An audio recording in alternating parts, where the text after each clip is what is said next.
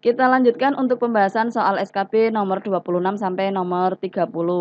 Sebelum masuk ke pembahasan, kita kasih tips belajar SKB.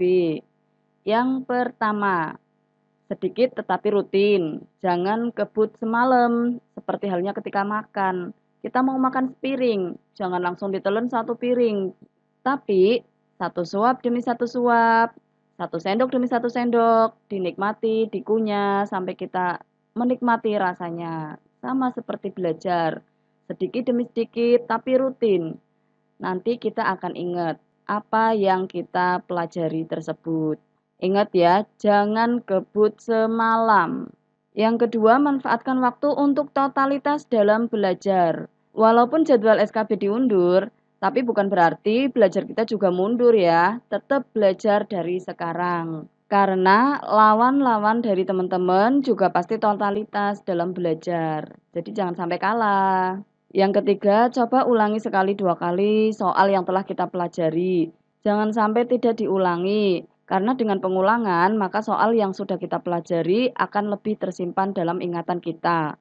Yang keempat, tentu perbanyak berdoa agar apa yang kita inginkan dikabulkan oleh Yang Kuasa. Dan jangan lupa juga download soal yang telah kami sediakan sebagai media dalam belajar. Oke, kita mulai belajar untuk soal nomor 26 SKB PGSD. Pernyataan di bawah ini yang merupakan karakteristik perkembangan peserta didik SD atau MI ditinjau dari aspek sosial. Ini kuncinya, aspek sosial adalah A. Mulai menyukai teman sebaya sesama jenis. B. Berperan serta dalam permainan logika. C. Menyukai teman sebaya lawan jenis. D. Dapat bekerja dalam durasi waktu yang lama. Aspek sosial jawabannya adalah A. Mulai menyukai teman sebaya sesama jenis. Jadi, usia anak-anak SD ini secara sosial mereka itu suka berkelompok dengan teman-teman sesama jenisnya. Laki-laki biasanya bermain dengan teman laki-laki, begitu juga dengan yang perempuan, mereka berteman dan bermain dengan sesama teman perempuan. Pada jawaban C bisa dilihat itu menyukai teman sebaya lawan jenis, tetapi dalam soal yang nomor 26 yang dimaksud dalam aspek sosial ini adalah yang A, bukan yang C. Karena yang C ini lebih tepatnya untuk perkembangan anak-anak remaja. Jadi hati-hati ya teman-teman, yang dimaksud di sini menyukai teman sesama jenis dalam hal mereka berkelompok dan bermain, seperti itu. Lanjut ke soal nomor 27. Pernyataan di bawah ini merupakan karakteristik perkembangan peserta didik SD atau MI ditinjau dari aspek fisik. Ini aspek fisik, kecuali berarti yang bukan ya. A. Menunjukkan variasi yang besar pada tinggi dan berat badan. B. Memiliki keterampilan fisik untuk memainkan permainan. C. Penambahan-penambahan dalam kemampuan motorik halus. D. Memiliki kemampuan dalam mengangkat beban yang berat.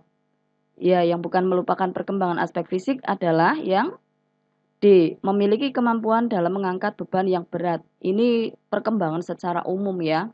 Jadi yang D ini bukan termasuk perkembangan aspek fisik pada anak. Paham ya teman-teman? Sekarang kita lanjut ke soal nomor 28. Perkembangan perilaku moral dan perkembangan konsep moral merupakan fase-fase perkembangan moral yang harus dicapai seorang anak. Pada fase perkembangan perilaku moral, seorang anak belajar melalui cara-cara berikut. Kecuali A. Coba ralat atau trial dan error. B. Pendidikan langsung. C. Identifikasi. D. Observasi. Ya, masa anak-anak mereka trial dan error. Mereka mencoba dan ternyata melihat hasilnya, oh salah, coba lagi. Kemudian dia juga melihat apa yang dilihat langsung, pendidikan secara langsung. Kemudian anak-anak juga suka mengidentifikasi sesuatu hal yang mereka baru jumpai atau sesuatu hal yang baru.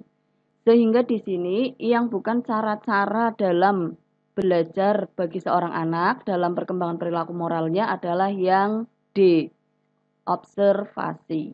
Karena kalau observasi ini sudah melalui ada tahap-tahap tertentu dan penilaian tertentu yang harus disertakan. Jadi ini terlalu jauh untuk kategori anak-anak, seperti itu ya.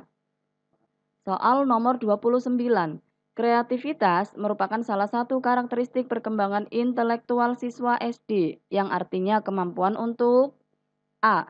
Memecahkan masalah-masalah dalam kehidupan sehari-hari yang sering dilakukan dan menghasilkan kepuasan pada diri sendiri dan orang lain. B.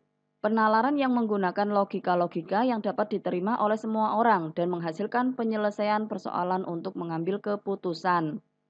C. Berpikir tentang sesuatu dengan suatu cara yang baru dan tidak biasa, serta menghasilkan penyelesaian yang unik terhadap berbagai persoalan. D. Mengembangkan ide-ide secara cerdas dalam rangka penyelesaian masalah-masalah yang dihadapi dalam kehidupan masa sekarang maupun masa yang akan datang.